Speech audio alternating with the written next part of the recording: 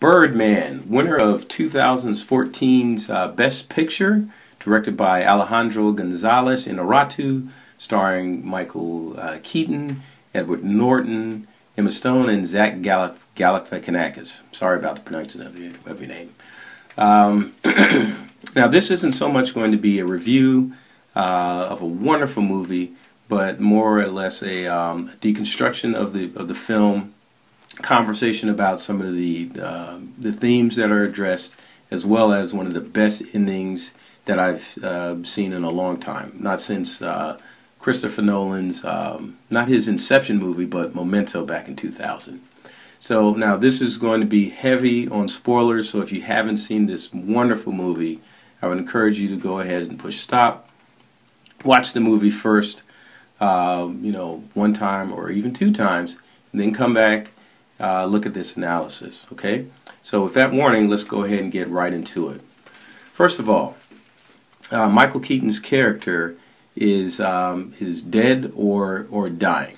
Number two, the Michael Keaton, Edward Norton, and Zach character, the Jake character, they're all the same person. I'm going to back all this up, so don't worry about it. Number three, the entire film is taking place inside of Michael Keaton's character's mind, because he's already dead. He doesn't have any real superpowers. And lastly, Michael Keaton's character does attempt suicide. However, he dies from jellyfish stings on the beach. So now those are awesome, pretty bold statements, but let me see if I can go ahead and back them up with some of what I feel are some obvious clues or revelations by the director that are pretty much right up in your face. So, most importantly, Michael Keaton's Riggins character is already dead. Most importantly, what you'll see throughout the film is the Phantom of the Opera in the background. A poster of Phantom of the Opera in the background anytime the Edward Norton character, Mike, or the Riggins character, Michael Keaton's character, they go outside. So it's a hint or clue that says this person is a phantom. He's not real. Other time, the play within the movie, the Michael Keaton's character, well, he's playing Nick, says very directly, "I don't exist. I'm not here." Right? When Michael Keaton's character is arguing with the voice in his head with the Birdman character, he says, "You're dead, and I want you to stay dead." So the director has been very clever, but he's also been very overt about it, letting the audience know that this person is the Michael Keaton character is actually in fact dead. All right. Hence, doesn't have any superpowers, right? Number two, the fact that Michael Keaton and Edward Norton's character, and even Zach's character, Jake, are all the same person. I would say that the Riggins character is the ego of the Riggins character. Edward Norton is the id, and Zach would be the superego. And what they will do throughout the course of the film is they're battling each other, whereas the Zach character is actually trying to keep them in check. In fact, there's a key moment when Michael Keaton's character is considering canceling the play, and he says, "No, you want to go ahead and stay the course. You have all these A-list celebrities coming. You have princes and queens coming. Even the Pope may show up." And then the two women in the character, they ask him about that. Is that really true? And he says, "Well, yeah, even the Pope's coming." Call him a jerk, and he says, "Hey, look, I'm the one that's keeping all this afloat." Now back to the id and the ego, or the Michael Keaton and um, Edward Norton character, they actually fight each other. They roll around the floor and tussle. They get in a because they're battling for control, whether or not he's a good actor or a bad actor. But in fact, they are the same character. The biggest clue that we have to that is when they first meet, and they're going over some lines for the play within the film, and Mike's character, the Edward Norton character, mysteriously knows all of Riggins' lines, and he even says, like, "Hey, let's not get caught up on why I know all your lines." Right? Another clue to that is that actually precedes the fight, when Michael Keaton is reading the reviews, and he confronts him about it. He finds out that during the interview that he gave, he parroted the exact lines that he spoke about in the bar, where he said that he was inspired to become an actor for the writer, the name that he Carver's name that he put on the napkin, and he gave the exact same answers. So again, it's kind of little clues or hints that they're the same person. And finally, what I would offer is that when the Edward Norton character is undressing in front of Sam, there's a shot of the tattoo of two snakes chasing each other by the tail on his back. So these, again, everything in this film was very deliberate. So that's why I would suggest that they are, in fact, the same person. Number 3, the theme. The movie explores the 5 stages of grief. And if I were to say what this movie reminded me mostly of, it would be that of a film that was done, I want to say in the 70s, called All That Jazz, and Fight Club. Fight Club, again, the spoiler alert, if you haven't seen Fight Club, I would say pause this movie and you might want to watch that too, in which the Edward Norton character is at war with himself. In All That Jazz, that movie is about a real director, Bob Fosse, who was attempting to complete a film while also completing a play. And the film was about, the film within that movie was about exploring the 5 stages of grief, which are denial, anger, depression, denial, anger, bargaining, depression, and finally acceptance, right? So, these stages, how do we see these in the film? The first time we see denial is right in the very beginning of the movie, is when Michael Keaton is levitating off the ground in what appears to be the same position that a person that practiced Buddhism would be meditating in, but he's levitating off the ground. Birdman, the voice in his head, says, how did we get here? We don't belong here. That's denial. The second stage that we enter into, we've already kind of talked about a little bit, is anger.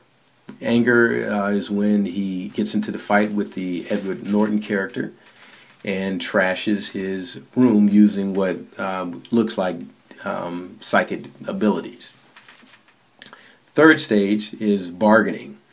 He goes to talk to the film critic in the bar to try to get a good review out of it. Now, that's an interesting character, and we'll come back to her in a minute, which relates to the Icarus theme that keeps reoccurring. But he tries to bargain with her unsuccessfully, and then immediately goes into depression. He downs the drink, leaves the cocktail napkin there, goes next door to a bar, gets a bottle of whiskey, and drinks himself, drinks all night and passes out, depressed. The last phase is acceptance. Acceptance is when he wakes up, and this is the first time we actually physically see Birdman. and he accepts that he is Birdman. He just snaps his fingers, and the psychic abilities that we've been seeing, they're on full display now. He's able to call in weapons of mass destruction. Mercenaries are dropping out of the sky. He's able to not just levitate but fly. And then when he finally returns to the theater, again, if you look closely, you'll see Phantom of the Opera in a reflection of the door. Again, an illusion or a referencing that this person is actually Phantom. He's not there. Now, let's talk about the reoccurring theme of Icarus. Icarus is a story that you may be familiar with from the Greeks. Icarus was the son of Daedalus, and Daedalus was a master architect who created the labyrinth to keep the Minotaur, to house the Minotaur. And they did this for the king. The critic in the film represents the king. The labyrinth in the story of Icarus is actually the dressing room and the corridors and stuff that you see everybody traveling throughout the film. If you look at the moment that the Michael Keaton character confronts Edward Norton when they have the fight, and Edward Norton is laying in the tanning bed or the sun bed, he's reading a book, and the book is entitled Labyrinth. So this is a reoccurring theme. Now, the first time that we're actually introduced to the story, the Icarus line, is at the very beginning of the film, and this is probably the most important part of the movie, where the movie opens and we see just for a split second, some dead jellyfish on the beach. That's actually the perspective of the Riggins character as he's dying after he's been stung. The next image we see would be that of a comet streaking across the sky, which is not a comet. That's actually Icarus, or Birdman, falling out of the sky because he flew too close to the sun. When the Riggins character, Michael Keaton's character, is being interviewed by the reporters, he says Birdman is Icarus, but then he's interrupted by the other reporter who wants to talk about him trying to remain youthful by injecting his face with baby pig stuff or something like that. So the other thing that we know, since Daedalus and Icarus were locked in a tower, there's a shot of where the dressing room that Riggins actually is in is actually that of a tower. So they're not trapped in the labyrinth as you would think. That wasn't the story of the Minotaur or Icarus. They're actually trapped in a tower. But the king or the critic says the only way that you can enter Broadway is if I permit it. So it's a reoccurring theme of Icarus that had been woven throughout the Birdman story quite successfully. Okay, and finally that brings us to the issue of Buddhism. Again, going back to the opening scene, we see the Michael Riggins character seated in a position that looks like that of the Buddha. And if you look behind him on his dressing room, there's a bust or a head of the Buddha. Now, there are, at least from my research, and this may be incorrect, so feel free to leave comments if I am. There are 10 virtues in Buddhism. So the title saying that the 11th unexpected virtue of ignorance is again referencing Buddhism. So, and he is seeking, I would suggest, enlightenment, or actually nirvana. Nirvana, how is that represented?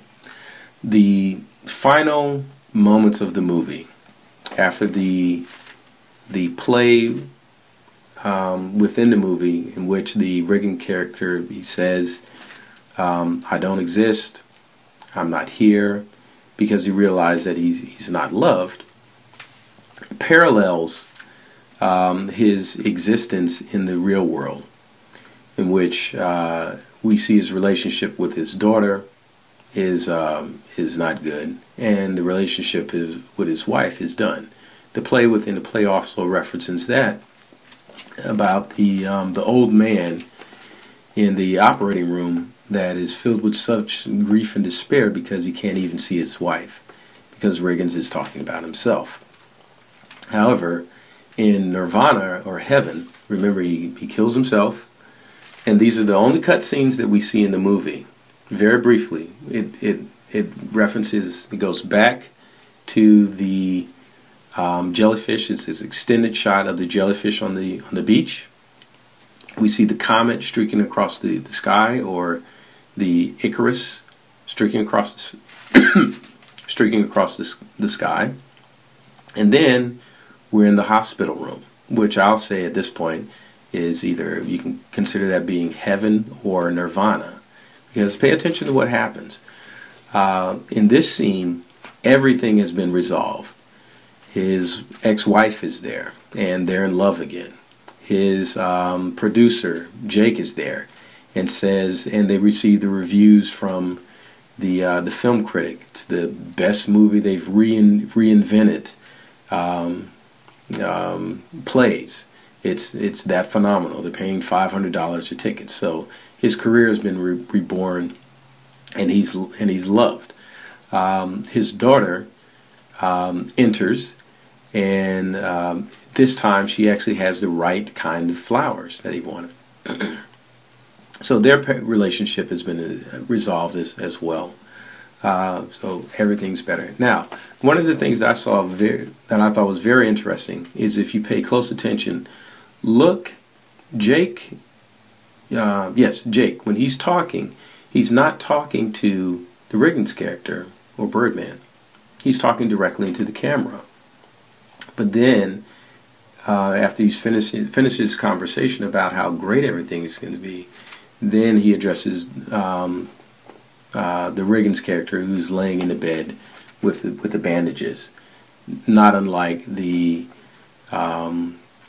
old man that he talked about in the movie, who just had the desire to see his wife.